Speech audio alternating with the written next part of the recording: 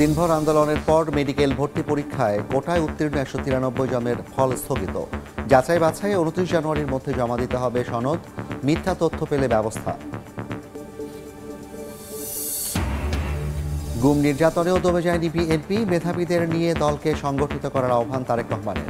সসম্মানে বিদায় নিতে চাইলে সরকারকে দ্রুত ভোট দেওয়ার আহ্বান মোশাররফের। বদলে যাচ্ছে পুলিশ, র্যাব, আনসারের পোশাক, মানসিকতায় পরিবর্তন আনাই লক্ষ্য জানালেন স্বরাষ্ট্র উপদেষ্টা। বিজিবিকে সীমান্তে সাউন্ড গ্রেনেড ব্যবহারের অনুমতি। আরাকান আর্মির নিয়ন্ত্রণে রাখাইন ইয়াঙ্গুন থেকে ফেরার পথে আটকানো হয় বাংলাদেশের 4 জাহাজ। 2 দিন পর ফিরল 3টি, পণ্য নিয়ে এখনও আটকে আছে একটি।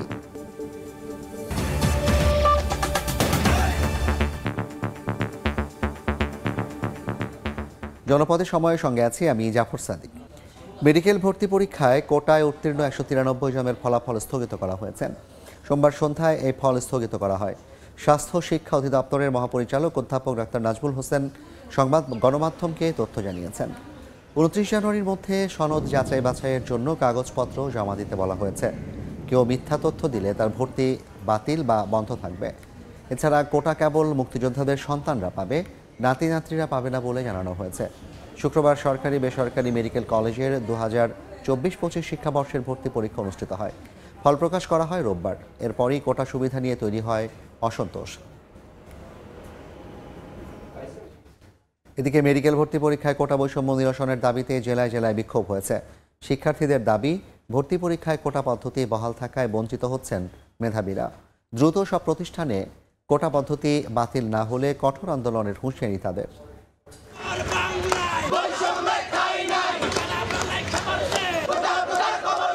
আবারও রাজপথে শিক্ষার্থীদের স্লোগান ও মিছিল। কোটা বৈষম্য নিরসনে বিভিন্ন স্থানে বিক্ষোভ।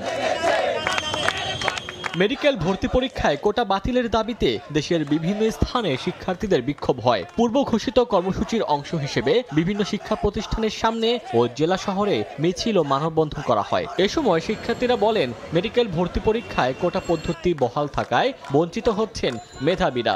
এবছর 1,35,000 আবেদন করেছে, সেখানে টিকবে শুধুমাত্র 5,380 জন। সেখানে যদি শুধুমাত্র মুক্তিযোদ্ধা কোটায় নিয়ে যায় 200-এর উপরে সিট, সেখানে আসলে কিভাবে আমরা একটা কোটা মুক্ত বাংলাদেশ চিন্তা করতে পারি? যদি কোনো কোটার সংশ্লিষ্টতা থাকে, আমরা আবু সাইদের মতো ভূমিকায় অবতীর্ণ হব। আমরা চাই এই দেশের সমস্ত পরীক্ষা, সরকারি হোক, মেডিকেল হোক, বিশ্ববিদ্যালয়, সমস্ত পরীক্ষা থেকে কোটা পদ্ধতিকে বিলুপ্ত করা হোক। শিক্ষার্থীদের অভিযোগ, 41 নম্বর নিয়ে অনেকে মেডিকেলে পড়ার সুযোগ পেলেও 75 নম্বর পেয়ে ঝরে পড়েন অনেকে। যেখানে 73.25 পেয়েও একজন সাধারণ শিক্ষার্থী ভর্তি পাওয়ার সুযোগ পায় নাই, সেখানে একজন কোটাধারী স্টুডেন্ট 37 পেয়েও ভর্তি পাইছে। সে তো কেমিস্ট্রি, বায়োলজির বেসিক কম্পোনেন্টই জানে না, সে কিভাবে ডাক্তারিতে তার যে মেধার প্রতিফলন কিভাবে দেখাবে? দ্রুত মেডিকেলে ভর্তি পরীক্ষা সহ বিশ্ববিদ্যালয় ও ইঞ্জিনিয়ারিং ভর্তি পরীক্ষায়ও কোটা পদ্ধতি বাতিলের দাবি জানিয়েছে সাধারণ শিক্ষার্থীরা। ওমর ফারুক, সময় সংবাদ। গুম খুন নির্যাতনেও দমে যায়নি বিএনপি। বিকেলে সদস্য নবায়ন কার্যক্রমের উদ্বোধন করেন তারেক রহমান। এ সময় তিনি বলেন, মেধাবীদের নিয়ে দলকে সংগঠিত করে রাষ্ট্র মেরামতের উদ্যোগ নিতে হবে। একই অনুষ্ঠানে মির্জা ফখরুল ইসলাম আলমগীর বলেন, রাষ্ট্র মেরামত করতে হলে বুদ্ধিবৃত্তিক রাজনীতি চর্চার বিকল্প নেই। আরেক অনুষ্ঠানে খন্দকার মোশাররফ বলেন, সসম্মানে বিদায় নিতে চাইলে অন্তর্বর্তী সরকারকে দ্রুত ভোট দিতে হবে। দলে অনুপ্রবেশকারীদের ঠেকাতে কঠোর বার্তা দেওয়ার পরদিন নিজের নামে ফর্ম পূরণ করে নেতাকর্মীদের সদস্যপদ নবায়নের কার্যক্রম উদ্বোধন করলেন বিএনপির ভারপ্রাপ্ত চেয়ারম্যান তারেক রহমান। গুলশানে বিএনপি চেয়ারপারসনের কার্যালয়ে এই কার্যক্রমের সভাপতিত্ব করেন দলের মহাসচিব মির্জা ফখরুল ইসলাম আলমগীর। দলীয় নেতাকর্মীদের স্লোগান নির্ভর রাজনীতিতে ক্ষোভ জানিয়ে বলেন, বুদ্ধিবৃত্তিক রাজনীতির চর্চা না হলে রাষ্ট্র মেরামত সম্ভব নয়। রাজনৈতিক কর্মীর মুখ থেকে এই ধরনের স্লোগান আসা উচিত নয়।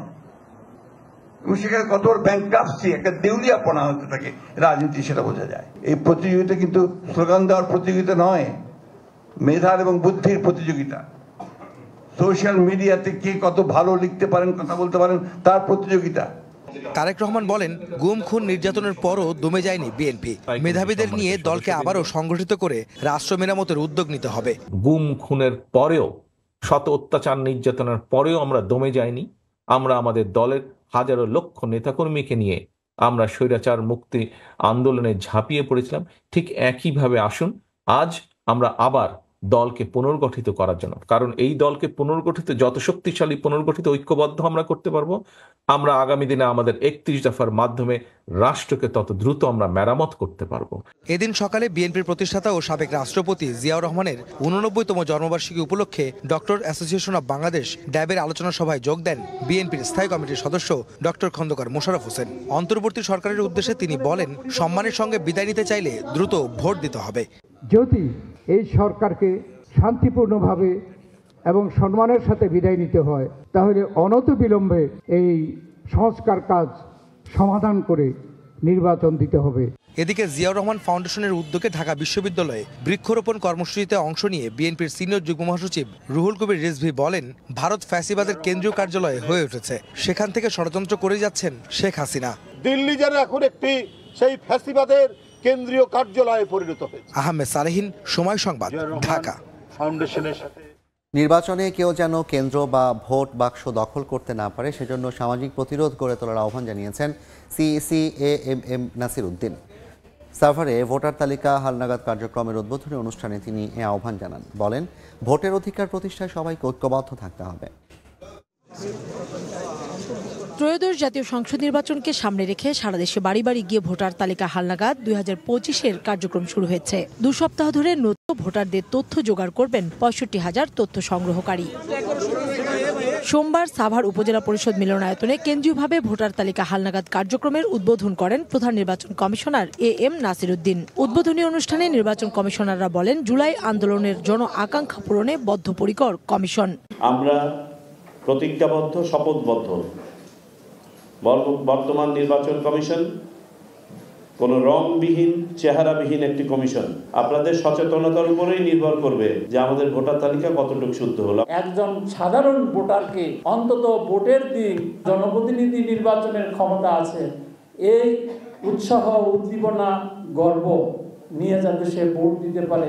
নির্ভুল ভোটার তালিকা প্রস্তুত ও NID-তে সঠিক তথ্য নিশ্চিত করতে সতর্ক হয়ে তথ্য সংগ্রহকারীদের কাজ করার নির্দেশ দেন কমিশনাররা। আপনারা একটা নির্ভুল ভোটার তালিকা সংগ্রহ করবেন, শতভাগ নির্ভুল করতে হবে। কাজ করা আর আন্তরিকতার সাথে কাজ করা আর সেবার মানসিকতা নিয়ে কাজ করা দুটি কিন্তু আলাদা। ভোটের অধিকার প্রতিষ্ঠায় জনগণকে পাশে চেয়ে CEC বলেন, অধিকার প্রতিষ্ঠার প্রথম ধাপের কাজ শুরু। ভোটের দিন যাতে কেউ আপনার অধিকার হরণ করতে না পারে, কেউ যাতে ভোট কেন্দ্র দখল করতে না পারে, ভোটের বাক্স কেড়ে নিতে না পারে, আপনাকে অযাচিতভাবে ইনফ্লুয়েন্স করতে না পারে ভোটারদেরকে, সেই জনপ্রতিরোধ গড়ে তুলতে হবে আমাদের। লাঠি সোটা নিয়ে কেন্দ্র দখল করতে দেব না, আমি এই সামাজিক প্রতিরোধ গড়ে তুলতে হবে আমাদেরকে এই ধরনের অনিয়মের বিরুদ্ধে। উদ্বোধনী অনুষ্ঠান শেষে নতুন ভোটারদের তথ্য সংগ্রহের কার্যক্রম পরিদর্শন করেন প্রধান নির্বাচন কমিশনার। কাউসার চৌধুরী কুমু, সময় সংবাদ, সাভার। পুলিশ, র্যাব ও আনসার বাহিনীর পোশাক পরিবর্তনের সিদ্ধান্ত নিয়েছে অন্তর্বর্তী সরকার। তাদের মানসিকতার পরিবর্তন করতেই এই পদক্ষেপ বলে জানিয়েছেন স্বরাষ্ট্র উপদেষ্টা জাহাঙ্গীর আলম চৌধুরী।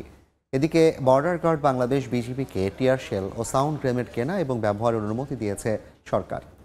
সচিবালয়ে আইন শৃঙ্খলা সংক্রান্ত উপদেষ্টা কমিটির বৈঠকে পুলিশ, র্যাব ও আনসার বাহিনীর জন্য নতুন পোশাক চূড়ান্ত করা হয়। বৈঠক শেষে স্বরাষ্ট্র উপদেষ্টা বলেন, তাদের মানসিকতার পরিবর্তন আনতেই বাহিনী তিনটির পোশাক পরিবর্তনের সিদ্ধান্ত হয়েছে, যা ধীরে ধীরে কার্যকর হবে।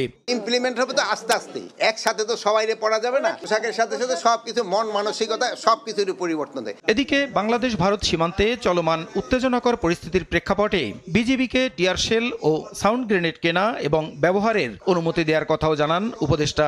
আমরা তাদের এখনো পারমিশন দিয়ে দিয়েছি এবং খুব তাড়াতাড়ি এই জিনিসগুলি ক্রয় করা হবে। পরিস্থিতি হলো তারা ডিকটেট করবে কোন সময় কোনটা ব্যবহার হবে। দেশে এখনো 33,648 জন বিদেশি অবৈধভাবে বসবাস করছেন জানিয়ে স্বরাষ্ট্র উপদেষ্টা জানান, 31 জানুয়ারির মধ্যে প্রয়োজনীয় কাগজপত্র জমা দিয়ে বৈধ না হলে তাদের বিরুদ্ধে আইনগত ব্যবস্থা নেবে সরকার। 31 জানুয়ারির পর আমরা তাদের বিরুদ্ধে আইনানুগ ব্যবস্থা নিব। প্রসূন আশিস, সময় সংবাদ, ঢাকা।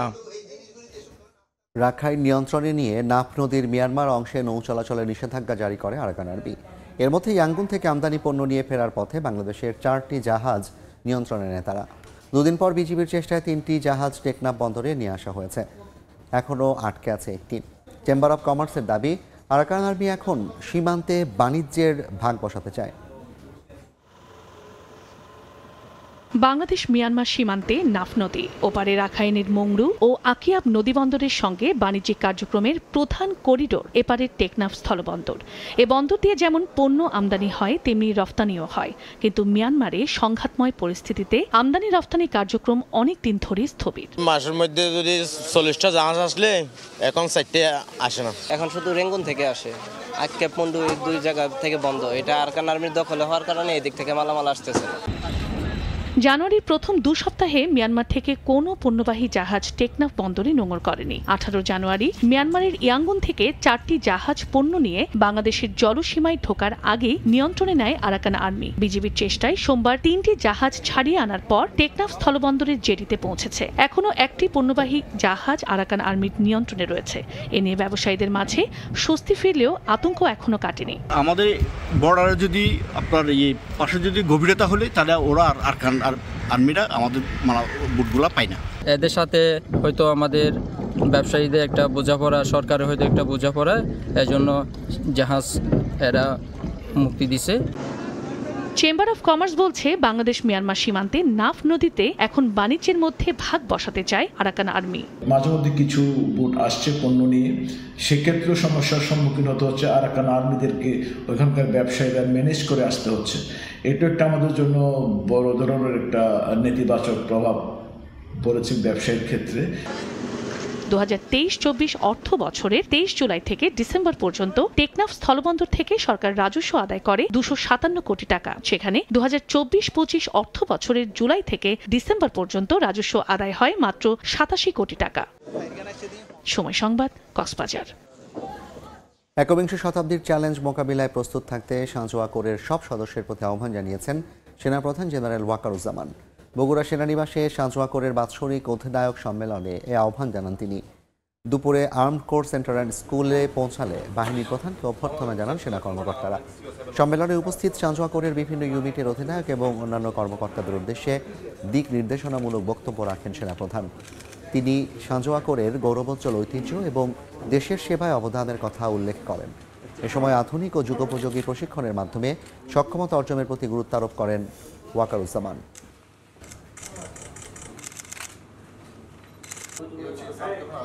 জুলাই বিপ্লবে আবু সাইদ সহ সব হত্যা মামলার বিচারে মান নিশ্চিত করতে চায় আন্তর্জাতিক অপরাধ ট্রাইব্যুনাল। রংপুরে আবু সাইদ হত্যার ঘটনাস্থল পরিদর্শন শেষে সাংবাদিকদের সঙ্গে আলাপকালে একথা বলেন সংস্থাটির প্রসিকিউটর ব্যারিস্টার SM মাইনুল করিম। সাক্ষ্য গ্রহণ ও তথ্য উপাত্ত প্রাথমিক সত্যতা পেলে অভিযোগটি মামলা হিসেবে গ্রহণ করা হবে বলেও জানান তিনি। আন্তর্জাতিক অপরাধ ট্রাইব্যুনালে অভিযোগ দেওয়ার এক সপ্তাহ পর রংপুরে প্রতিনিধি দল মামলার তদন্তের কাজে বেগম রোকেয়া বিশ্ববিদ্যালয় পরিদর্শন করেন 12 সদস্যের দল। নানা তথ্য উপাত্ত সংগ্রহের পাশাপাশি কথা বলেন প্রত্যক্ষদর্শীদের সঙ্গেও। ঘটনার স্কেচ ম্যাপ তৈরি সহ ভিসির কনফারেন্স রুম থেকে ইলেকট্রনিক্স ডিভাইসের মূল ফুটেজ সংগ্রহ করা হয়। সেদিনের ঘটনা আমি নিজে চোখে দেখেছিলাম এবং আমার সামনেই ঘটনাটা ঘটেছিল এবং আমি পুলিশ যে গুলি করতেছিল সেই ফুটেজ এবং আবু সাইদকে যে গুলি লাগছিল সেই ফুটেজটি আমি ধারণ করেছিলাম।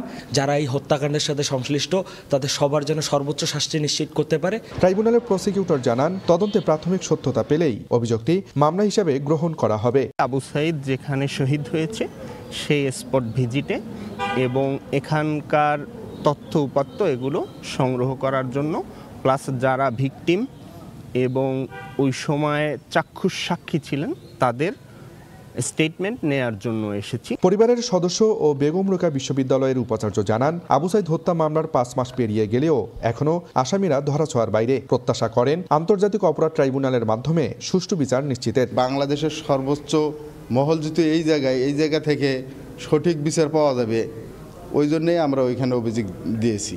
এখানকার PBI যে রিপোর্টটা এখন পর্যন্ত দেন নাই, যার পরিপ্রেক্ষিতে কেন দেরি হচ্ছে সেটাও আমরা জানি না।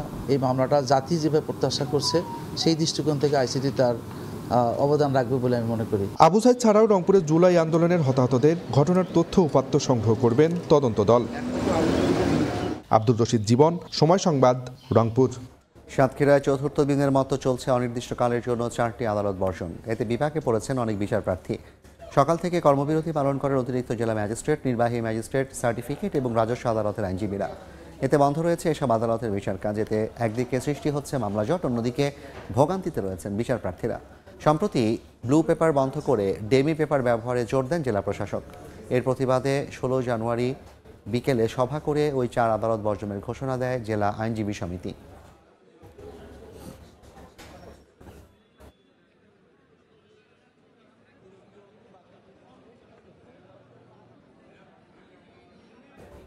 জনপথে সময় আরও থাকছে। সীমান্তে শূন্যরেখার কাছাকাছি টাওয়ার বসাতে পারবে মোবাইল অপারেটররা। পার্বত্য 3 জেলা এবং কক্সবাজারে নিতে হবে আইন প্রয়োগকারী সংস্থার অনুমতি। অপরাধী, ব্যবসায়ী ও ব্যাংকাররা একসঙ্গে অর্থনীতির সম্ভাবনাকে ধ্বংস করেছে বলে মন্তব্য করেছেন বাণিজ্য উপদেষ্টা শেখ বশিরউদ্দিন। বলেন, এর দায় সরকারকে বহন করতে হচ্ছে, আগামীতেও করতে হবে। ফার্নিচার শিল্প নিয়ে ঢাকা আন্তর্জাতিক বাণিজ্য মেলা প্রাঙ্গণে আয়োজিত সেমিনারে এসব কথা বলেন তিনি। এ সময় উপদেষ্টা বলেন, দেশের অভ্যন্তরীণ বাজারে ফার্নিচার শিল্পের চাহিদা 30,000 কোটি টাকা। 2030 সালে এই খাত থেকে রপ্তানি $5 বিলিয়ন উন্নীত করা বাস্তবসম্মত নয় উল্লেখ করে দ্রুত $1 বিলিয়ন উন্নীত করার কথা বলেন। এজন্য উৎপাদনশীলতা বাড়ানোর উপর জোর দেন তিনি। এ সময় তিনি আগের সরকারের সময় অর্থনীতির সম্ভাবনা নষ্ট করার কথা তুলে ধরেন। সমষ্টিগত অর্থনৈতিক অবদান এবং টেকনিক্যাল চাহিদা যে এক্সপেকটেশন যেটাকে মিট করতে হবে ডিজাইন এক্সেলেন্স। ভিয়েতনামের অবশ্যই এখানে এবং ফেয়ারগুলোকে এমন ক্রিমিনাল ব্যবসায়ী, criminal bankers, criminal every sections of our society, how they have criminalized a nexus যারা অসম্ভবভাবে এই দেশকে প্রতারিত করেছে। আমাদের ইন্টারন্যাশনাল ব্যাংকিং রেটিং কমে গিয়েছে, কারণ আমাদের যে ম্যাক্রো ইকোনমিতে যে সংকটের সৃষ্টি হয়েছিল, এই সংকটের এই জিনিসগুলো আমাদেরকে এখনো তার দায় বহন করতে হচ্ছে। পাম্প বিকল হয়ে পড়ায় 2 দিন ধরে পানি মিলছে না কিশোরগঞ্জ জেনারেল হাসপাতালে। বন্ধ রয়েছে অপারেশন থিয়েটার কার্যক্রম। এতে চরম দুর্ভোগে রোগীরা। কর্তৃপক্ষ জানায়, গত রোববার হাসপাতালের পানির পাম্প বিকল হয়ে পড়ে। এতে বন্ধ হয়ে যায় পানি সরবরাহ, একই সঙ্গে বন্ধ হয়ে যায় অপারেশন থিয়েটারের কার্যক্রম। এরই মধ্যে 21 জন রোগীকে সৈয়দ নজরুল ইসলাম মেডিকেল কলেজ হাসপাতাল সহ বেশ কয়েকটি হাসপাতালে পাঠানো হয়েছে। দ্রুত সমস্যার সমাধানে কাজ করছে বলে জানায় গণপূর্ত বিভাগ।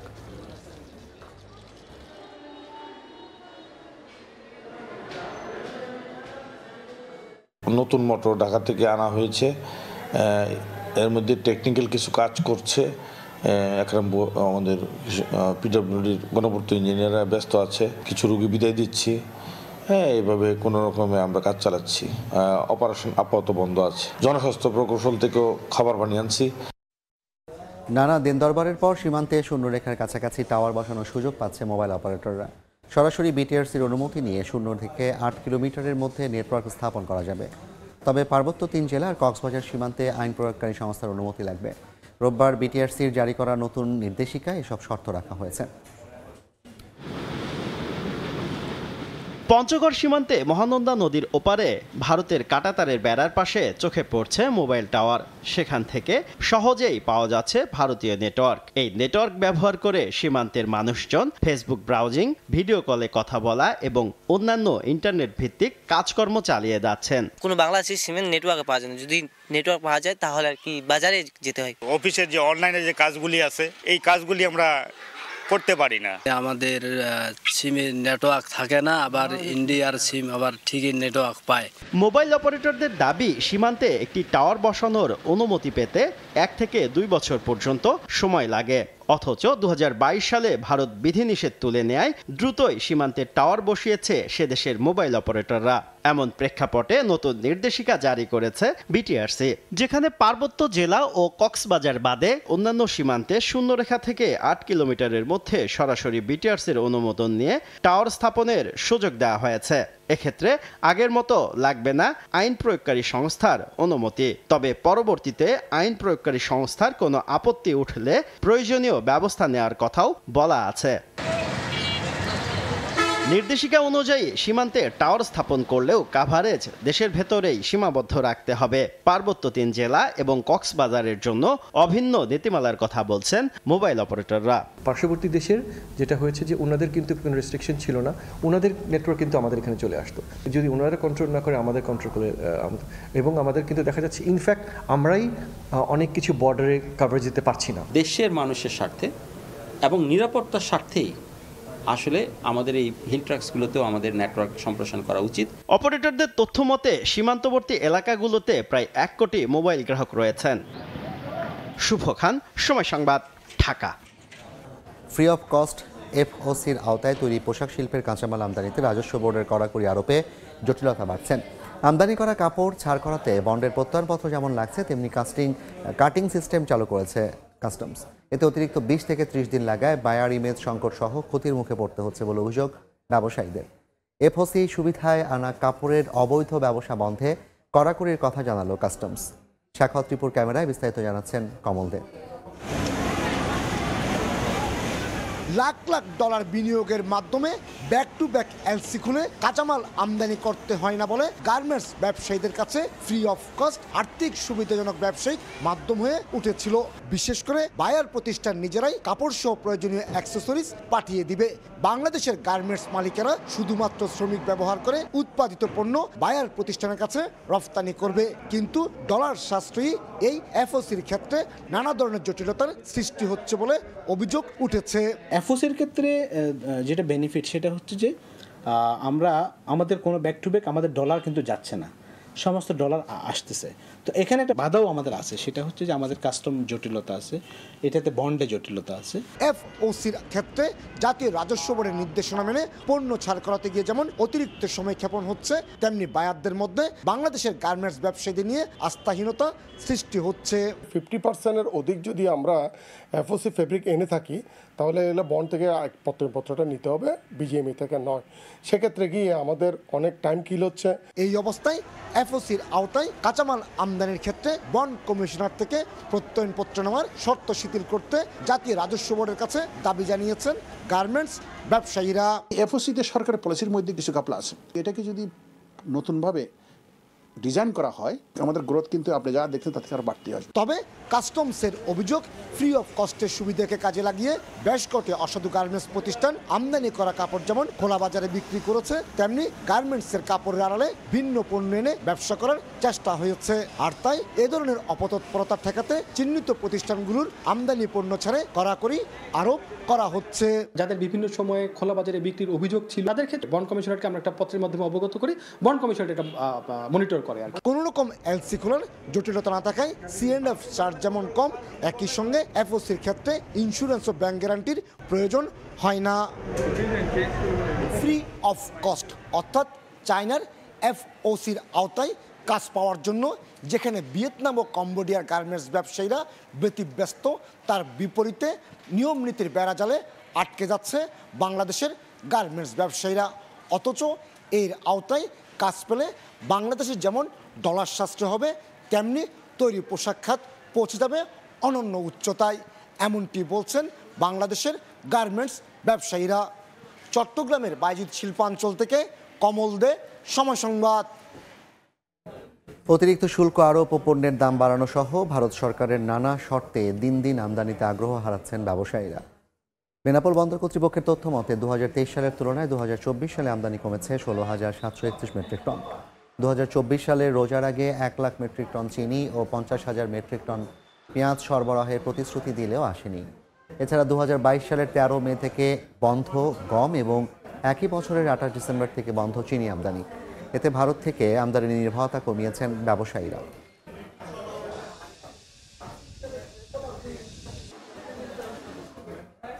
জনপদের সময়ের শীর্ষ সংবাদগুলো জানিয়ে দিচ্ছি আরেকবার। দিনভর আন্দোলনের পর মেডিকেল ভর্তি পরীক্ষায় কোটায় উত্তীর্ণ 193 জনের ফল স্থগিত। যাচাই বাছাইয়ে 29 জানুয়ারির মধ্যে জমা দিতে হবে সনদ, মিথ্যা তথ্য পেলে ব্যবস্থা। গুম নির্যাতনেও দমে যায়নি বিএনপি, মেধাবীদের নিয়ে দলকে সংগঠিত করার আহ্বানে তারেক রহমান। সসম্মানে বিদায় নিতে চাইলে সরকারকে দ্রুত ভোট দেওয়ার আহ্বান মোশাররফের। এবং বদলে যাচ্ছে পুলিশ, র্যাব, আনসারের পোশাক, মানসিকতায় পরিবর্তন আনাই লক্ষ্য, জানালেন স্বরাষ্ট্র উপদেষ্টা। বিজিবিকে সীমান্তে সাউন্ড গ্রেনেড ব্যবহারের অনুমতি।